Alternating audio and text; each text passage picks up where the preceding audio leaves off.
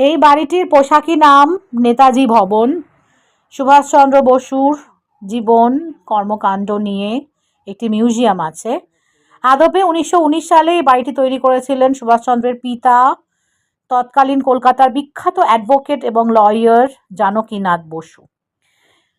তখন সুভাষের বয়স 12 যখন এই বাড়িতে তিনি এসেছিলেন পিতা মাতা এবং তার পরিবারের সঙ্গে। জানকীনাথ বসুর 14 জন সন্তানের মধ্যে নবম সন্তান ছিল সুভাষচন্দ্র বসু।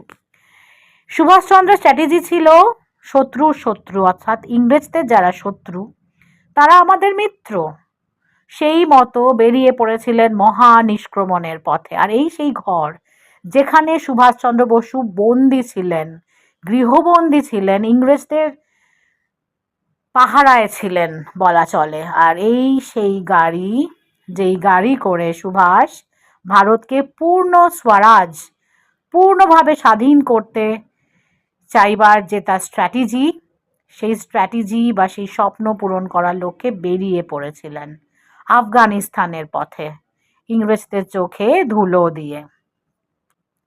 তিনি ছিলেন স্বামী বিবেকানন্দের ভক্ত।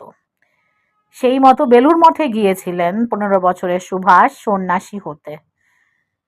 ব্রহ্মানন্দ মহারাজ বলেছিলেন যে তোমার পথ ভিন্ন, সন্ন্যাস নেওয়া তোমার পথ নয়।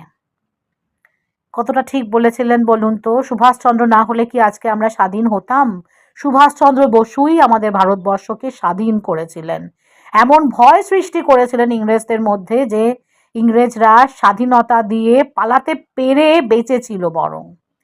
এই বাড়ির আনাচে কানাচে রয়েছে আমাদের নেতাজির স্মৃতি। আর সুভাষচন্দ্র বসুর বাড়ি থেকে আরেকটু এগোলেই 1/1 বিশপ লেফরয় রোড। এলগিন রোড মানে যেমন নেতাজি সুভাষচন্দ্র বসুর বাড়ি, বিশপ লেফরয় রোড মানে চিত্র পরিচালক সত্যজিৎ রায়ের বাড়ি। এই বাড়িতেই শুটিং করেছিলেন ঘরে বাইরে এবং আগন্তুকের। সত্যজিৎ রায় ছিলেন বিজ্ঞাপন সংস্থার কর্মী। চিত্র পরিচালক হবার আগে তার আঁকা ছবি সৃষ্ট বিজ্ঞাপন বলা চলে। আর সন্দেশ আমরা জানি তারই সম্পাদনায় চলতো এই ম্যাগাজিন। আর দেওয়াল জুড়ে, সারা পাড়ার দেওয়াল জুড়ে রয়েছেন আমাদের সত্যজিৎ রায়, তার সৃষ্ট সব সিনেমা, তাদের পোস্টার। অসম্ভব সুপুরুষ ছিলেন সত্যজিৎ রায়। মানুষ চলে যায়, থেকে যায় তার কাজ, তার সৃষ্টি।